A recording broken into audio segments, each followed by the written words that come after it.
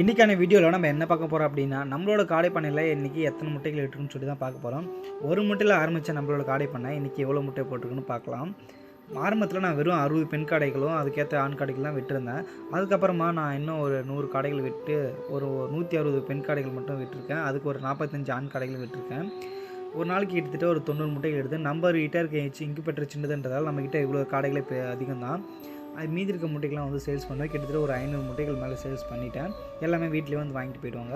நாம் என்றைக்கு பெரிய மிஷின் வாங்குறோமோ அதுக்கேற்ற மாதிரி நம்ம இன்னும் காடைகளை வந்து நம்ம இன்னும் அதிகமாக வளர்க்கலாம். இப்போதைக்கு நமக்கு இருக்கிற காடைகள் நமக்கு வந்து போதுமானது. தலையில் முட்டை போடுறதால முட்டை டேமேஜ் ஆகுதான்னு நினைப்பீங்க. ஆனால் ஒரு நாளைக்கு ஒரு 2லேருந்து 3 முட்டை தான் டேமேஜ் ஆகுது. அதெல்லாம் நாங்களே சாப்பிட்ருவோம். அந்தளவுக்கு டேமேஜ் ஆகலை. இந்த கோழி குஞ்சுலாம் இங்கே பார்த்துருக்க மாட்டீங்க. இது பொறிச்சு இது 4 நாள் ஆகுது. அதுவும் நல்லாவே. அப்புறம் எப்பயும் போல் நம்ம முட்டை திறக்கலாம்னு சொல்லிட்டு வந்து இன்குபேட்டர் திறக்கும் போது லைட்டாக சத்தம் கிடச்சி. என்னென்னு பார்த்தா நம்மளோட வாட்டு முட்டையில் வந்து ஒரு 5 முட்டை வந்து மூக்கு கொத்திருச்சு. அதனால சொல்லிட்டு நம்ம அதுக்கு ஸ்ப்ரே அடித்து ஈரப்பதமாகணும் ஸ்ப்ரே அடிச்சு விட்டோம்.